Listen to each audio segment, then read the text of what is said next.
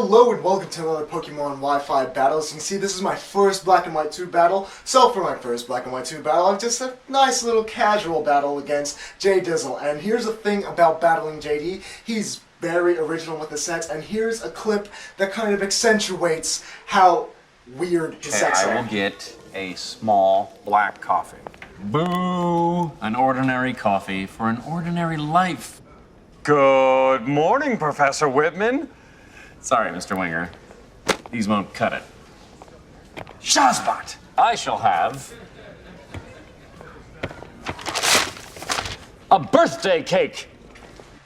So as you saw in that clip, everyone just uses regular small black coffees, and while JD has flippin' birthday cakes in his team. So here's the icing on top of the birthday cake, a Scarfed Articuno. Who would have thunk? I thought that I could have outsped this thing, set up a light screen, and survived an impending ice beam, but that doesn't happen, so Swoobat dies straight off the bat, pun intended, and I lose the lead, 5 to 6, or first turn. So now I send in my artillery, and I scare it out because he has nothing to hit it with. He's locked into his ice beam. So I just hit his Golduck with an ice beam of my own on the switch. So I don't want to handle this Golduck. I have Energy Ball that could potentially take it down or out, but I don't really want to deal with it. So I'm sending in my Lopunny, which is a very trolly set, and it's just going to troll this thing's pants off. It's not wearing pants, but I see that. But I'm just going to Encore it into its Calm Mind, and since Encore is a very underrated move, it just stops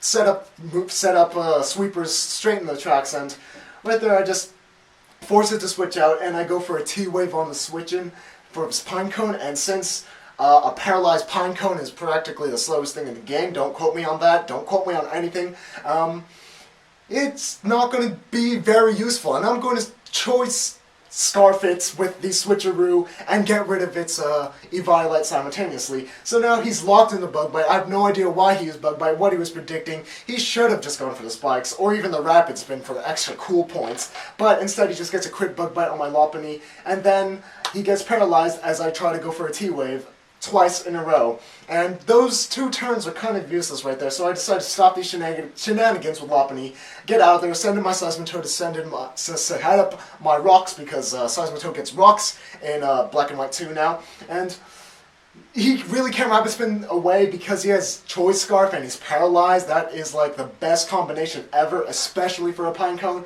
It is the #1 sweeper in the PU tier. So now he's just keep on bug biting. I have really no idea why. He really should have just switched out there and probably killed it with the Meganium or something. So now he sends in his Zebstrika. It has the Hidden Power Grass. I'm fearing this, but I go for the Toxic on the switch out because he's going to switch out. I know that, but I don't have Earthquake on the thing because I have Knockoff, and because, you know, so some things are happening over there. It's like, hey, you kids, knock that off. And now I switch out, fearing the Hidden Power Grass. I go into my Carnivine to resist it, and since this Zebstrika is the cake of his birthday cake, I'm not going to expect that this thing is not Choice Specs, and that it indeed does carry the Expert Belt instead, and kills off my Carnivine with an Orvikite. And Carnivine was a pretty good sweeper until it died. I went for the Swords Dance, could have put something to sleep. I had many options I could have done with Carnivine and practically swept his team.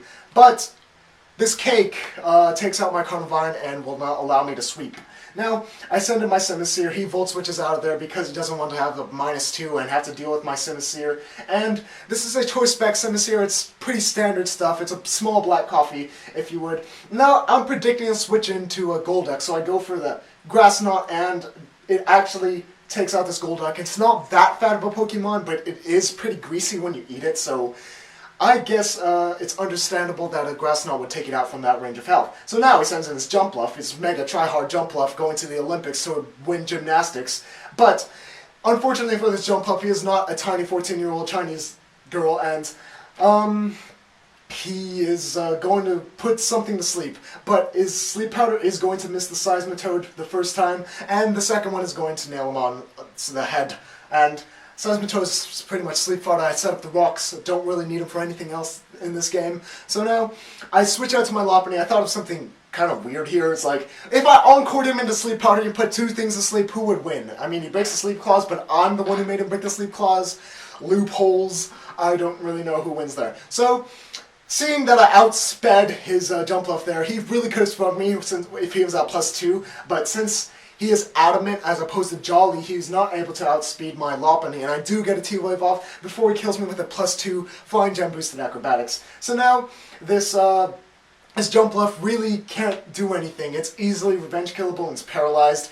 I think he does have a cleric in the form of Meganium. It might be a cleric, it might not be. I'm not really 100% sure on that. But I just take it out with an Ice Beam, times 4 effective, Expert Belt boosted, and I'm not playing any games here. So now his Articuno comes in, his frosting of the cake, and he's gonna go for the U-turn. I don't really know why he went for U-turn. Now that he switches out, he can't come back in unless he spins away with a paralyzed Pineco, and he indeed does try to do that, but instead of that happening, I just go for the Fire Blast and take out that Pinecone. So now, his Articuno is practically dead because upon coming in, Rocks will take it out. And the Fire Blast from an Octopus makes perfect sense, so that's why I went for it there.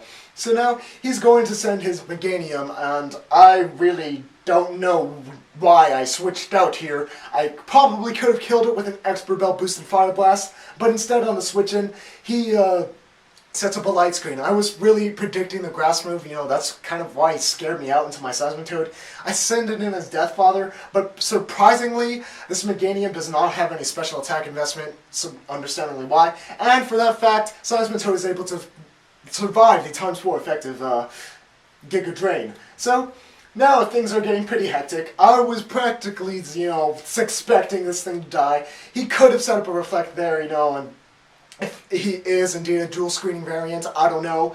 This is kind of like the birthday candle to the birthday cake. And now I just send in my Simisear to blow out the candle with an overheat. And I do not know, it probably shouldn't kill if this overheats, it specs overheat with the light screen, but I indeed do get a crit and blow out this candle in one huff and puff all the way down the house. So now he's left with maybe a couple pokes left. He's got this Zebstrika and a practically dead Articuno. So now he's going to go for the T-Bolt, and since he is Expert Belt as opposed to the more common choice specs, it is not going to kill me. And he gets the Power Hacks, but fortunately for me, I do not get fully paralyzed, get off an overheat, and since it is at a pretty low range of health and it is specs and gluttony boosted, that makes no sense, I am able to kill off the Zebstrika in one hit. So now, he sends in his last Pokemon, the Articuno, and it's just going to die from rocks. So that is the end of the game, a nice casual battle. Tomorrow I will bring another PU match. It's a PU match, lots of acronyms, and on Thursday I'll bring you another Wi-Fi PU match, so please do stay tuned. I'd like to try to keep this momentum going like a locomotive. Anyway, until next time, toodaloo.